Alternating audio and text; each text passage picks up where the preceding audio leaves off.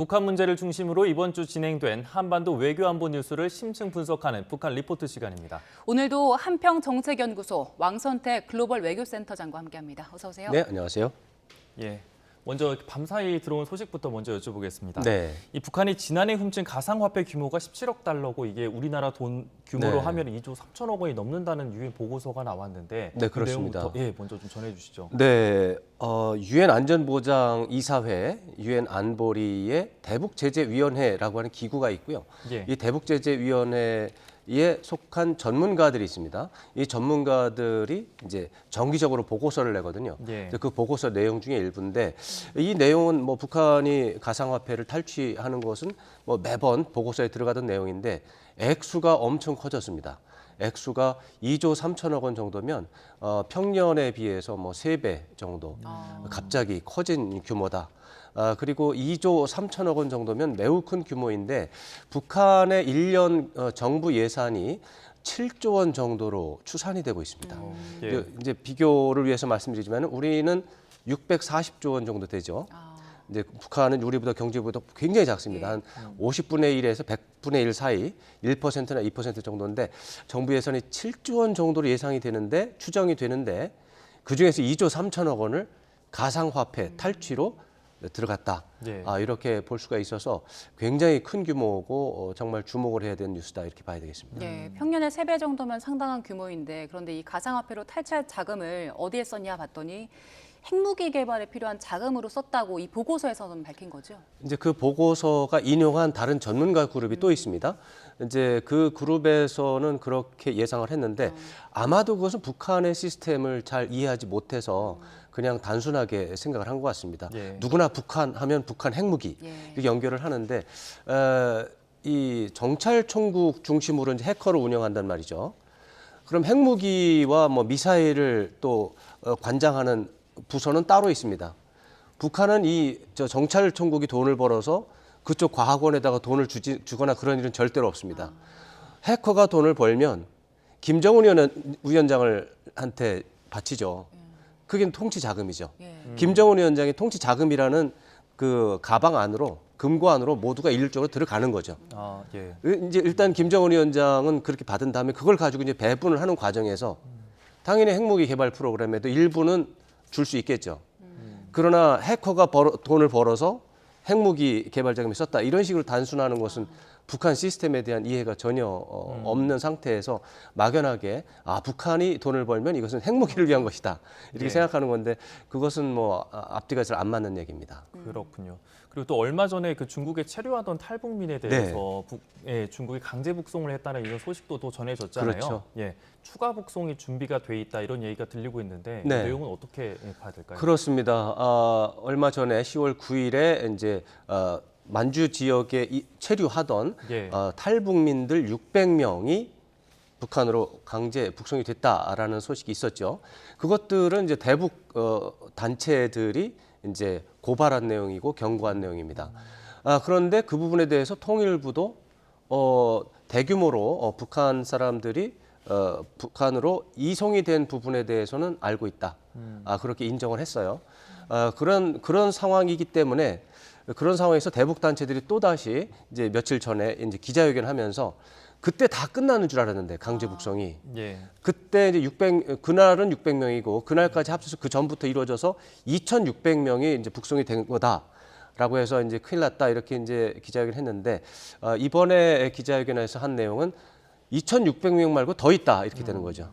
그래서 한 350명 정도가 구금이 된 상태에서 지난 6일에 180명이 이제 북송이 됐고 170명 아직 남아 있는데 이 사람들이 곧 북송이 될 예정이니 이 부분에 대해서 국제사회가 좀 관심을 갖고 막아야 된다 이런 기자회견 했고 이런 상황에서 이제 지난번에 대북단체 기자회견 내용이 부분적으로 사실로 드러났기 때문에 이번에도 사실일 것이다라고 믿을 수 있는 것이죠. 그러니까 분명히 어느 정도의 신빙성이 있는 것이고 이 부분에 대해서 우리 정부가 또 국제사회가 노력을 해야 된다라는 이제 과제가 이제 떠오른 거죠. 그 기자회견대로 추가 강제 북송이 이루어진다면 네. 이제 우리도 조치를 취해야 된다는 말씀이신 거잖아요. 그래서 지금 박진 외교부 장관이 중국 그렇죠. 외교부장에게 이거 강제 북송하지 말아달라 이렇게 요청을 했다고 하는데 네. 도움이 되겠습니까?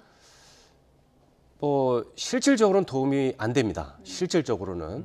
그러나 형식적으로 본다면 또 절차적으로 본다면 당연히 해야 하는 일을 했기 때문에 잘한 것이다 이렇게 봐야 되지만 예. 말을 했다고 해서 중국이 즉각적으로 협조를 해서 북송을 안 하거나 하지는 않을 겁니다.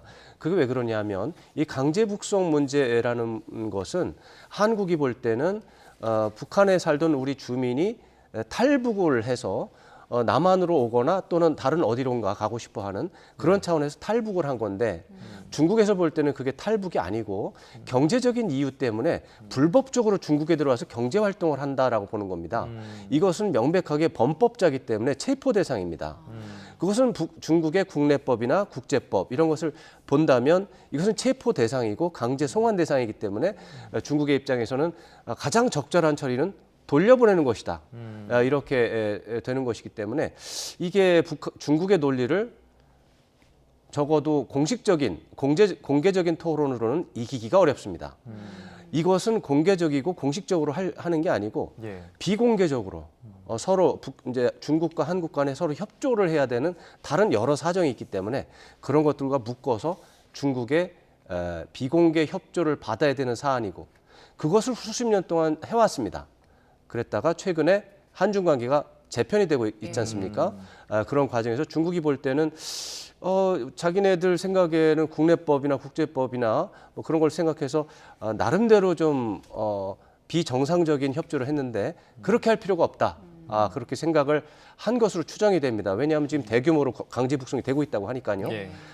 지금 상황에서는 한중 관계가 재편되는 과정에서는 중국 입장에서는 아마도 협조하지 않을 가능성이 높고 지금 중국의 공식적인 입장은 이 국경 그 질서를 철저히 지키는 것이 중요하다라는 원칙적인 입장을 계속 말을 하고 있습니다.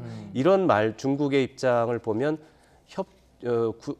구태여 협조할 필요가 없다. 다시 말해서 강제 북송한 그 탈북민들을 탈북민으로 보는 게 아니고 예. 불법 체류자로 보는 것이 뭐 기본적인 원칙이다 이렇게 보는 거죠. 그렇군요. 지금 사실 한중 관계가 조금 뭐 경색되는 부분도 있어서 이제 이런 결과로 나타나는 것이 그렇죠. 있는 것 같은데 그 한중일 정상회담이 또 이렇게 얘기가 나오고 있는데 그렇죠. 이것까지 성사되지 않을 수도 있다 뭐 이런 관측도 있는데 어떻게 보고 계십니까? 맞습니다. 지금 한중일 정상회담이라고 하는 게 얼마 전까지만 해도 안 되는 걸로 다들 예. 예측을 했었습니다. 왜냐하면 뭐 중국하고 일본은 그다지 적극적이지 않습니다. 한국이 적극적이기 때문에 한중일 정상회담이라든가 협력이 되는 겁니다. 예. 그런데 이제 새로 들어온 우리 정부 입장에서는 한중 관계가 재편이 돼야 된다. 예. 재조정돼야 된다. 쉽게 말해서 중국이 한국을 존중하지 않는다. 존중할 때까지 재편해야 된다. 이런 기본적인 원칙이 있고 그런 기조로 가다 보니 중국에서는 그건 말도 안 된다. 뭐 중국이 한국을 존중하지 않은 적이 없는데 왜 그러느냐. 지금 이거 가지고 말싸움을 하는 중이고 신경전을 벌이는 상황이거든요. 예. 그런 상황에서 한중일 정상회담도 그래서 어려운 상황이었는데 지난 8월 정도를 기점으로 해서 중국이 한중일 정상회담 논의할 수 있다. 이런 쪽으로 돌아서서 이야기가 진행이 되고 있습니다. 이제 간신히 이야기가 진행이 되고 있는데 그게 한다는 뜻이 아니고 논의는 해볼 수 있다라는 수준이라서 논의를 해봐야 이제 회담이 성사될 줄 이제 것을 뭐 평가를 할 수 있는데 탈북 문제로 또 한중 관계가 또 충돌을 하게 된다면 어렵겠죠. 예. 예. 중국이 한국, 일본과의 대화는 일단 조금 더 신중하게 보는 것 같고 지금 미국과의 대화는 어느 정도 하는 것 같은데 그 외신 보도 보니까 네네. 바이든과 왕이가 만났고 정상회담이 이루어질 것이다 이런 보도들 나오더라고요. 네, 예상했던 바대로입니다. 사실은 미국과 중국이 전략 경쟁을 하고 있죠. 그런데 이 미국과 중국의 전략 경쟁에 대해서 굉장히 많은 전문가 그룹에서는 단순하게 전략 경쟁이라는 말로 표현이 안 되고 서로가 패권 경쟁을 하고 있다. 패권 경쟁이라는 말은 누가 1등인지를 가리자라는 얘기거든요. 예. 패권 경쟁이라는 말은 싸움 박질을 하는 상태를 얘기하는 거고 예. 전략 경쟁이라고 하는 거는 싸움을 하기 전에 그 이전에 그냥 말로 해서 등수를 정하자. 서로 평화적으로 공존을 하자. 이게 다른 얘기거든요. 예. 근데 미중 전략 경쟁을 패권 경쟁으로 이해를 하다 보니 싸우고 있다 이렇게 이해를 하고 있는데 실제적으로 미국과 중국은 그건 아니고 진짜로 싸우기 이전에 진짜 싸우지 말고 말로 협상을 통해서 네. 누가 1등인지 2등인지 가리고 그 상태에서 공존하는 방법이 있는지 이거를 지금 알아보자고 하는 거거든요. 네. 그런 의사를 꾸준히 표명을 했었기 때문에 지난해 이맘때에 바이든 대통령과 시진핑 주석이 만나서 올해 초에 미중 간의 협력 채널을 여러 개로 만들어 보자라고 합의한 적이 있습니다. 예. 근데 그런 것들이 어떤 이제 정찰 풍선이라든가 이런 문제 때문에 미뤄졌던 것이죠. 이런 것들이 지난 여름을 거치면서 해소가 돼서 이제 미뤄졌던 미중 간의 최고위급 회담이 재개가 되고 있는 것입니다. 네. 그래서 그런 것의 연장선으로 볼 수 있어서 정상회담도 충분히 가능하고 무엇보다도 미국이 이제 11월에 예. 샌프란시스코에서 에이펙 정상회담을 유치를 합니다. 개최를 합니다. 근데 그 기회에 시진핑 주석이 오고 거기에서 미중 정상회담을 하면 가장 모양이 좋겠죠. 그런데 만약에 시진핑 주석이 정상회담에 하기 싫다 그러면은 안 가겠죠. 예. 리창 총리를 보내고 네. 난 아파서 안 가요 이렇게 안 가겠죠. 이제 지금 미국이 하는 외교 노력은 그때 시진핑 주석이 좀 참석을 해다오 해서 미중 정상회담도 하자. 그래서 미중 간에 직접적인 충돌을 하지 말고 경쟁하는 건 어쩔 수 없지만 공존을 하면서 서로가 서로를 존중하면서 경쟁을 하자. 충돌하지 말자 이런 것에 대해서 다시 한번 확인할 텐데 만약에 정상회담이 성사가 이제 거의 지금 99% 된 것 같습니다. 예. 이제 공식 발표만 남은 것 같은데 그렇게 된다면 미중 전략 경쟁이 좀 더 평화적으로 이루어진다는 것을 의미하는 것이고 예. 우리나라를 포함해서 전 세계 수많은 나라들이 박수를 치고 환영을 하는 상황이 이제 벌어질 것입니다. 그렇군요. 지금 정세가 이렇다 보니까 사실 북러 밀착 얘기도 좀 심상치 않게 들려오고 있는데요. 그렇죠. 예, 북한이 러시아에 50만 발을 포탄을 제공을 했다. 이런 이제 추정 얘기도 나오고 있는데요. 네네. 실제로 좀 그런 건가요? 그것은 단순한 추정치기 때문에 너무 그렇게 중요하게 생각할 거는 아닌 것 같습니다. 네. 이미 미국 정부에서 존 커비 백악관 전략소통 담당관이 조정관이 이미 밝혔습니다. 이제 북한과 러시아 간에 무기 거래로 추정되는 거래가 있었다. 예. 그 거래를 보니 대규모 선박이 동원이 됐고 이제 수송편이 동원이 됐는데 컨테이너 1,000개 분량의 물품이 북한에서 러시아 서쪽으로 갔는데 그것은 탄약류로 예상이 된다. 이런 얘기 이미 나왔습니다. 이 상황에서 이제 우리 국방부의 입장에서는 컨테이너 등등 운송이 된 것은 사실인데 그 안에 든 것이 뭔지에 대해서는 말을 안 했고 예. 만약에 저것이 포탄이라면 수십만 발 규모가 된다 이렇게 발표를 한 적이 있었습니다.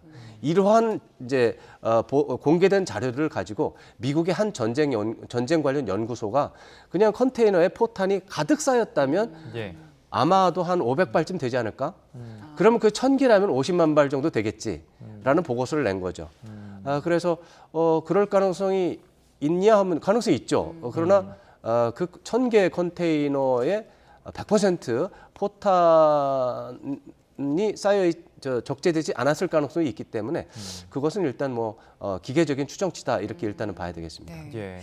센터장님 지난주에는 북한과 러시아가 협력을 조금 주춤하는 모습이다라고 평가를 해주셨는데 그렇습니다. 이번 주 상황은 어떤가요? 지금도 그렇습니다. 그 상황에서 큰 차이는 없습니다. 북한과 러시아는 지난 7월부터 고위급 공개적이고 공식적으로 고위급 이제 교류를 하기 시작을 했고 이제 북러 정상회담까지 대대적으로 했습니다. 그리고 이제 포탄으로 추정되는 무기 거래까지 한 것으로 지금 추정이 되는 상황입니다. 이렇게 보면은 엄청난 교류와 협력을 하는 것처럼 보이는데 예. 이 정도로 교류와 협력이 됐다면 양국 간의 외교 문서로서 그것을 담보하는 절차가 이제 수반이 돼야 됩니다. 그래서 북한과 러시아는 서로가 서로를 전략적 동맹 관계라든가 이런 포괄적 전략적 동반이라든가 이런 식의 표현이 들어가는 문서가 채택이 되고 공표가 돼야 되는데 그런 부분들이 미진합니다, 지금. 그런 것들은 큰 틀에서 분명히 동맹 수준까지 관계를 격상하자라는 원칙에는 서로 합의를 했는데 예. 구체적으로 무기 거래는 어떻게 할지, 경제 지원은 어떻게 할지, 또 러시아가 북한에 주는 첨단 기술에 대한 지원은 어떻게 할지 이런 부분에 대해서 아직까지 서로가 양측이 만족할 만한 수준이 아니다라는 것을 보여주는 것이고 이런 부분은 지난 북러 정상회담 특히 최근에 이바노프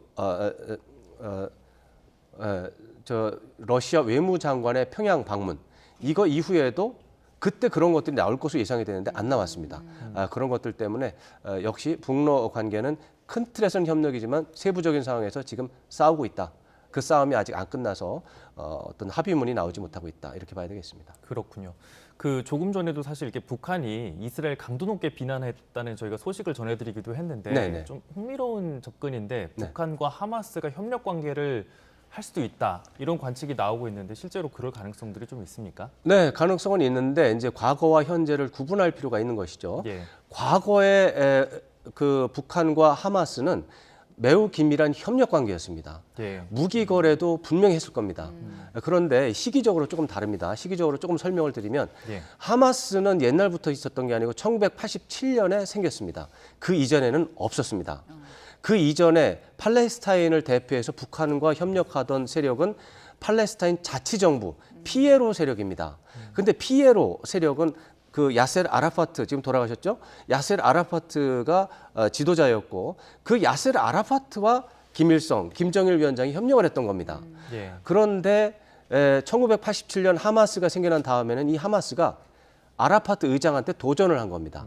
그래서 거기 하마스가 강경파가 되고 팔레스타인 이제 피에로는 온건파로 지금 변경이 돼 버렸습니다. 예. 1993년에 오슬로 협정이라는 그 이스라엘과 또 팔레스타인 간의 평화 협정 때문에 하마스가 화가 나서 아예 이제 돌아서 버렸습니다. 예. 그러면 북한은 팔레스타인 아라파트하고 협력을 했었는데 예. 하마스가 아라파트에 대들면 북한이 하마스를 도와주기가 불편한 것이죠.